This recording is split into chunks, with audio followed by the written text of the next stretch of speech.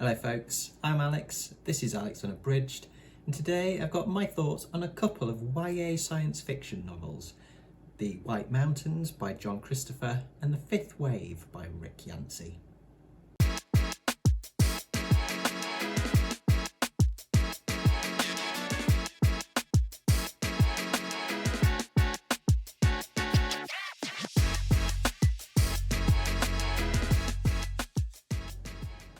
So welcome back to the channel if that is the case. Yes, I'm going to lump these two together for my science fiction for the somewhat hesitant project because I'm playing catch up a little bit. I was away last month, and so I'm kind of catching up with doing my reviews, if you like, for my science fiction stuff. This is the first of my kind of little interludes of some YA stuff between some of the bigger, heavier hitters for this project. So let's get straight into them and start off with this one, which is The White Mountains, which is actually the first part of the Tripods trilogy, which is, I've got the whole trilogy here. Didn't manage to read the whole trilogy, I just went for the first one. This is by John Christopher, and this was published in, I think, 1967.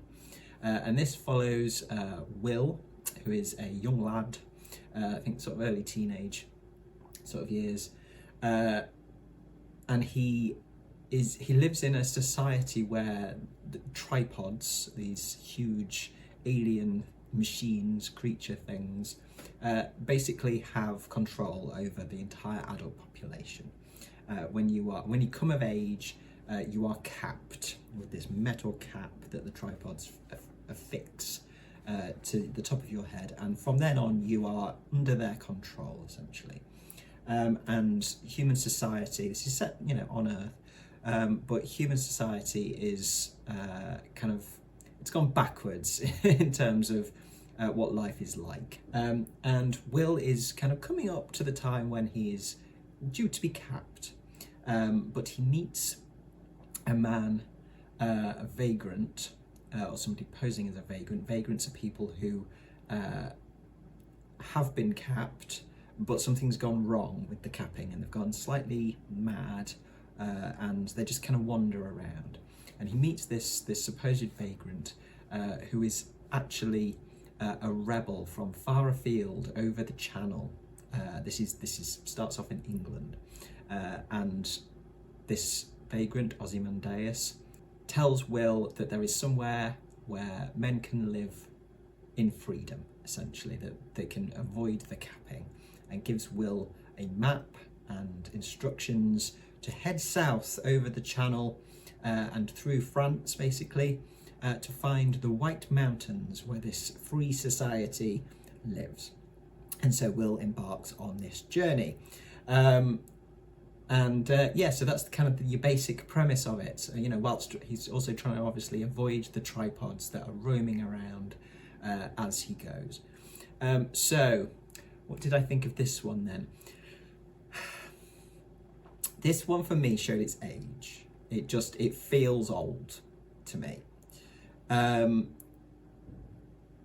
It wasn't, it says on the back, John Christopher's almost unbearably exciting trilogy. I have to say, I didn't find it exciting at all. It was quite slow to me. Will as a character is a little annoying, kind of a little bit petulant, kind of resentful in a lot of respects of some of the characters that he kind of travels with, a couple of the other lads that he picks up and travels with. He's not a particularly likable character, I would say. So I didn't kind of feel a huge amount for him. The atmosphere in this, again, it's like, I think the thing I'd say generally overall with this one is that it just felt quite bland. The writing was very flat to me. It was quite, there wasn't a huge amount of feeling to it at all. It didn't kind of, it didn't kind of, evoke any kind of really major reaction for me of kind of, you know, excitement or horror, not that you expect horror in this, but, you know, excitement, tension, all that kind of stuff. It just didn't do it. The atmosphere was quite flat. The writing was quite flat.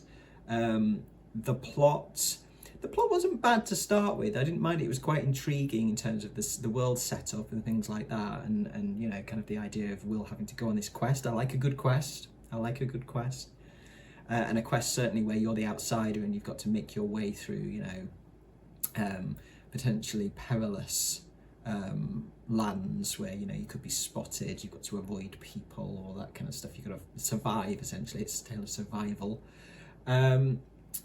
So I quite liked that, but it just kind of, there was one chapter really where I think it kind of killed it a bit for me, or a couple of chapters, and that's when Will and the two lads that he's travelling with, Henry and Jean-Paul, who they call Beanpole, they get captured, essentially, or they get found by a comtesse in France, and taken to this manor house, and Will's ill and he has to kind of stay there and recuperate, and they take care of him, and they're actually really nice to him. They're all capped, but they're all actually, there is human kindness, and they do take care of him, stuff like that. But it really just highlights the kind of the society that it is, and it was very much kind of, you know, nobles and knights and jousting, you know, festival and that kind of stuff. And I really don't like that kind of thing. And if you're going to do that kind of thing, I can deal with it as long as it's kind of, there's either humour to it and it's a bit tongue-in-cheek, or there's some real kind of darkness to it, which I wouldn't expect, obviously, in a YA novel, or there's kind of, you know, some sort of extra element to it. Yeah, it just kind of, it killed my kind of pace of reading it. And yeah, I don't know, just after that I couldn't really get back into it that much. I finished it, but, you know, it was fine. So yeah, didn't really enjoy it. Didn't hate it by any means. It wasn't like a slog to read because it's very easy reading, and there was enough intrigue to kind of get me through in terms of getting to the end and seeing what happened. But I was just kind of like, all right, okay. It was one of those. I wasn't like, oh, I hated this. It was just okay. And, you know, consequently, I don't really have any interest in continuing on with the trilogy and finishing it up. It's not one for me. I think that's what it is. It's the writing style particularly. It just doesn't do anything for me. It doesn't provoke any kind of feeling in me at all. So I'm not going to kind of continue with it. So what are my scores for this then? I shall put them up on screen. I gave it a 6 for character. Will wasn't too bad. He was he wasn't well developed, but he had, you know, enough to say and stuff. But the other characters in it were very kind of sketchy in terms of, like, there wasn't a huge amount about them. Beanpole was good, but again, it was kind of a surface level rather. Character development. Atmosphere, I've given it a 5. It just didn't do anything for me. I didn't kind of feel like it as I say, it made me feel tense, or you know, I didn't feel the peril particularly, things like that. And the tripods weren't in it anywhere near enough for me to feel that kind of sense of threat or anything like that. Writing, I've given it a 6. As I say, it's just not for me. It felt quite bland, quite stilted in some respects. That may just be because of the time that it was written. Plot, I've given a 5 to. It was fine. It was a quest kind of plot, which I do like, and that's probably another reason why I kind of could keep going with it quite easily. But as I say, there were some elements to it which I just didn't like. But there were bits in it that I did like, when they're exploring an ancient abandoned city, things like that. There's elements of that which I do enjoy. Ideas, I've given it a 6. It wasn't bad, you know. It is a kind of about, you know, coming of age, Will forging out on his own, and his kind of debate with himself throughout it as well, in terms of, you know, freedom of thought, etc., versus kind of giving that up for certain privileges, things like that. And just, yeah, you know, kind of friendship, companionship on the road, overcoming differences with his companions, that kind of stuff. So there was some decent stuff in there, but again, it just didn't do a huge amount for me. And my enjoyment for this was a 6. I didn't hate it, but I can't say that it was really enjoyable either. So add all of those scores up and divide by 6, and we get a 5.67 out of 10. I ran this down to a 5.5, and this will go on Storygraph probably at a 2.5, 2.5 stars. So yes, unfortunately not a great success, that one, but it wasn't like I was like, oh, I wasted time reading that or anything like that. I'm glad that I've read it to see what it was like, but yeah, just not for me. So I won't continue with the other 2 books. Okay then, next up we've got The Fifth Wave by Rick Yancey. So this was published in 2013, and this follows Cassie, initially, a teenage girl who is on her own trying to survive after an alien invasion on Earth. When it picks up, we are currently in the 4th wave of the invasion. The aliens have basically sent down various threats, attacks, whatever you want to call them, which have kind of wiped out sections of the population, numbers of the population on a kind of an increasing level from the first one. You know, the first one is they essentially used an EMP and took out all electronic stuff, anything. So there was no, there's no technology essentially left working. And then they increased that in terms of sort of death rates. And we are in the 4th wave now, and there aren't that many people left. And Cassie is on her own because those that are left you can't trust. And she is trying to find her little brother, who has been taken by who knows who or what, to who knows where. And she's trying to survive and get back to her brother. We get Cassie's perspective for a lot of it, but then we also get another point of view, a character called Ben, who Cassie knew a little bit from school, bit of a school crush, and we get his perspective as well. He's elsewhere. He is in a military facility, and we kind of get these 2 parallel sort of perspectives of a similar timeline. So yeah, it's about trying to figure out what the 5th wave might be, and what the society has turned into, what the aliens have planned. It's kind of a bit of a mystery in that respect, but it's a story of survival and trust. It's the first in I think a trilogy as well. So what did I think of this one then? Yeah, I quite enjoyed this one. This one's flawed, but I did quite enjoy it.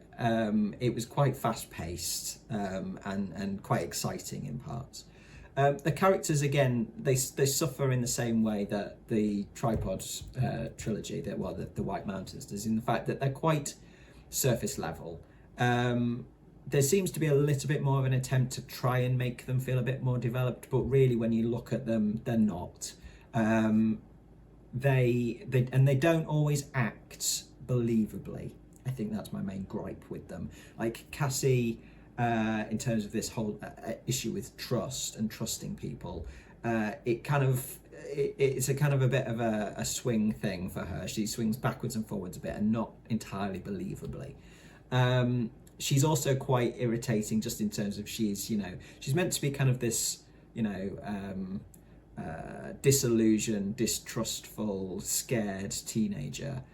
But she comes off as a little bit kind of petulant, as just kind of, she is very sarcastic, and she does reference this in terms of like, why does she say these kind of things? Why is she like this? But sometimes he just got a bit too much for me.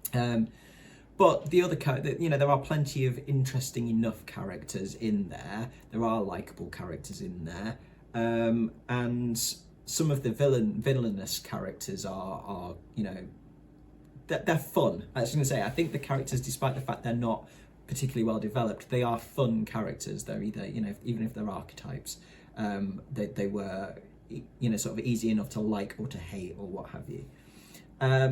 The atmosphere of this I really liked. I think that's where the strength of this one is. I think the atmosphere was great.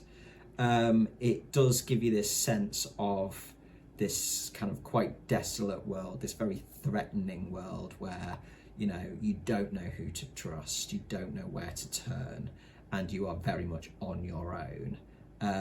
And there's a lot that you don't know about the world, what's coming next. It's that being on the edge of your seat in terms of, well, we've already had these 4 things happen. What's next? What's the next threat going to be? And constantly being on edge with that. And just the kind of the desolation of the world, of the society that's left essentially after the alien invasion. How ruined things are. It's it's post-apocalyptic type stuff, and I always enjoy that. And as I say, it did feel well drawn and well enough developed in terms of its world building, stuff like that. I liked where that.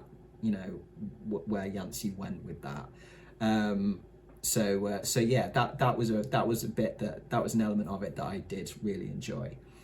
The writing it's serviceable, it's solid in terms of it's easy to read. It's not great. At certain points, it is poor, I would say. But it's, as I say, it's serviceable and it's easy to read, and it serves its purpose within this story. I didn't ever kind of find myself rolling my eyes too much at it, nor did I find it, like, on occasion it could be bland, but it was, it had some good kind of exciting bits in it. Like when you get into some of the action stuff, I think Yancey did that well. So it always picked itself up again. So to say, it's kind of solid. It goes up and down a little bit. It's not solid throughout, but it's kind of, when it's up, it's quite up, and when it's down, it's quite down. But overall, it's kind of evens out as a good average. Plot-wise, I really liked the plot of this. It was, as I say, it was quite fast-paced. It was intriguing. There's some nice twists and turns. The only thing I would say about it is there are some elements of it where I found it a little confusing. That there was some continuity, not issues, but just I don't think things were explained well enough at some points, and then it kind of you'd kind of go forward a bit and get a bit of kind of plot detail or whatever, and I'd be like, hey, hang on a minute, how did you get there to there? So I'd have to go back a little bit and kind of go, okay, I think that's what you're getting at. So there's a little bit of confusion in there at times, but not a massive amount. So yeah, but it wasn't anything that kind of disrupted my enjoyment of the story or anything. It was just something that I definitely noted. Ideas wise, yeah, it was okay. Especially in terms of the dealing with this scenario of not being able to trust anyone and having to kind of let that go a little bit. But what happens when you let that go? Is that going to be betrayed? And also just kind of the idea, like without giving too much away, the idea of, what you are physically doesn't necessarily dictate who you are as a person and how you behave. That was quite interesting as well. So yeah, so it was decent. It was decent in terms of its ideas. Enjoyment wise, I enjoyed it. It was a good, fun read. I read it very quickly. It was pacey.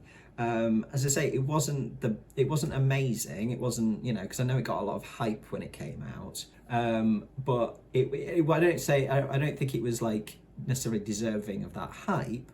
But it's good. It's a solid read. It's a solid, fun read if you're looking for something fun with aliens, you know, or an alien threat of some kind, and some, you know, sort of teenage survival, things like that. It's fun. That's what I can say about it, really, is I enjoyed reading it because it was fun and pacey and the action was good and there were some good twists. I did enjoy some of the little twisty bits. So my score for this one then, I will pop it up on screen. I gave it a 6 for the characters. As I say, pretty surface level, but they were okay. Atmosphere is an 8. Yep, this is where I think the strength, the real strength of it is. Writing is a 7. It's solid enough with some ups and downs.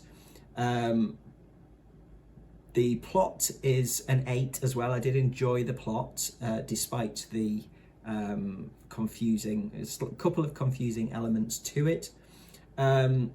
The ideas I've given a 7. Again, they are in there. They're just not particularly developed ideas. But again, I wouldn't necessarily expect that on the same level as some of the real hard science fiction. And my enjoyment of it is an 8 again. Yeah, really good, fun read. And I would probably read the second one in the series. It did end with kind of, you know, questions, and I would quite like to know what happens next. So if we add all of those scores up and divide by 6, we get a 7.33 out of 10. This I will round up to a 7.5 out of 10, and this will go on Storygraph as a 3.5 star. I think that's fair. As I say, it's not perfect by any means. There are plenty of flaws to it, but it's still really good fun. So there we go. Those are the 2 that I read in May for my Science Fiction for the Somewhat Hesitant project. A little interlude of some easier to read and digest science fiction. So then, June, which we are now in, we are back to some of the big classics. This month I have got 2001 A Space Odyssey by Arthur C. Clarke, which I'm very excited to get started on after absolutely loving Childhood's End. And we've also got Solaris by Stanislav Lem coming up. So that one will be an interesting one because I have DNF'd that previously because my brain melted basically, and I had to put it down. But I'm going to finish it this time, damn it. Because I did actually really like what I'd read of it. My brain hurt too much at the time. So those are the 2 for June. They are part of this next kind of phase of the project, which is great books, great movies. So I will also be watching the movies for 2001 and however many movies there are for Solaris. I think there are several, aren't there? So I will be watching those movies as well. So I will report back on what I think of both the book and the films when I do my wrap-ups for those. So that will do from me today, folks. Thank you very much for watching, as always. Do let me know in the comments below what you thought of either of these books, if you have read them. And also if you've read any more of the Fifth Wave series as well. Do let me know what you think of those. I will be back probably not on Sunday this week. It's been a very busy week this week, so I might not get another video filmed for this week. So more likely I will be back next week, next Friday, with wrapping up some more stuff that I read during May. So we'll be into the horror stuff next week. So I do hope you will join me for that then. But from me, for now, that's ta-ra.